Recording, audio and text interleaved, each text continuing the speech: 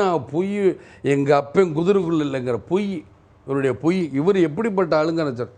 இவர் இந்த வீடெல்லாம் இப்போ சொல்லிவிட்டு நேற்று மீட்டிங்கில் சொன்னார், இந்த வீடு தொடருமா தொடராதான்னு எதிர்கட்சிக்காரங்க சொல்கிறாங்க. எங்கள் ஆட்சியும் தொடரும் வீடும் தொடரும். அப்போ இதில் என்ன தெரியும்?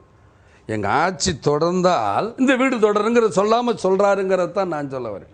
ஆகையால இந்த வீடு கட்டுற திட்டம் எல்லாமே இப்போ அவசரமாக சொல்கிறது தான். அன்றைக்கி கூட டிவியில் பார்த்தேன், டிவி பூரா உடஞ்சி போச்சு, நாங்கள் என்னங்க பண்ணுறதுன்னு சொல்கிறாங்க. அதற்கு ஏதாவது சொல்கிறாரா?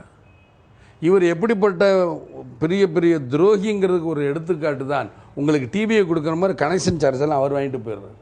இதுதான் உண்மை மக்களை. கனெக்ஷன் யார்கிட்ட இருக்குது சொல்லுங்கள்? யாராவது பொதுமக்கள்கிட்ட இருக்கா? எல்லாமே கட்சிக்காரன்ட்டு, இவர்கிட்டையும் இவர் பேரப்பிள்ளைகிட்டையும் இவர் மகன்கிட்டையும் தான் இருக்குது. இதுதான் உண்மை. இந்த வீடு கட்டுற பொய். இப்போ இந்த வீடு கட்டுறதுக்கு லோன் தரேங்கிறார். லோன் என்ன சொல்கிறாரு? அஸ்திவாரம் தோண்டி நீங்கள் முதல்ல அஸ்திவாரம் மாத்திரம் கட்டுங்க, நான் பின்னாடி கட்டித்தரேன். இந்த அஸ்திவாரம் கட்டுறதுக்கு 70,000 ரூபா ஆகுதான். 20,000 இல்லை 50,000 அவங்க ஏதோ கடனை தாலியை வச்சோ நகையை வச்சோ எதையோ வச்சு இந்த ஏழை மக்கள் வாங்குறாங்க. வாங்கினதுக்கப்புறம் இவங்ககிட்ட கெஞ்சி கூத்தாடி ஒரு வீடை கட்டணும். வீடை கட்டிட்டு முகட்டை பார்த்துக்கிட்டே முகட்டை எப்படா இடிஞ்சு விழுதுங்கிறேன்.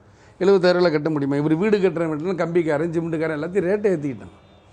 இதுதான் உண்மை. எப்படி ரேட்டு ஏறினா இவர் சும்மா வீடு என்னைக்கு கட்ட போகிறார்? ஒன்றுமே கட்ட போகிறார். உடனே நேற்று சொல்கிறார், எல்லாம் நான் தமிழ்நாட்டில் இருக்க எல்லா குடிசைகளுக்கு நான் வீடை கட்டி கொடுப்பேன் பாருங்கள். என்னைக்கு பார்க்க? என்னைக்கு பார்க்குறதுன்னு கேட்குறேன். இந்த ஏழைகள் என்னைக்கு பார்க்க? முதல்ல மேலே டாப்ஸ் அவர் இடிஞ்சு விழுதாம, அதாவது ஆளுக்கு முந்தி இவர் வைக்கிறது முதல்ல கலைஞரும் ஸ்டாலின் சிரிச்ச மாதிரி ஒரு போர்டு லவக்குன்னு வச்சுரு, வீடு கட்டு மாட்டுறது. இதைத்தானே என் முதல்ல வைக்கிறீரு? நான் என்ன கேட்குறேன், நீ தானே முன்னாடி வைக்கணும்.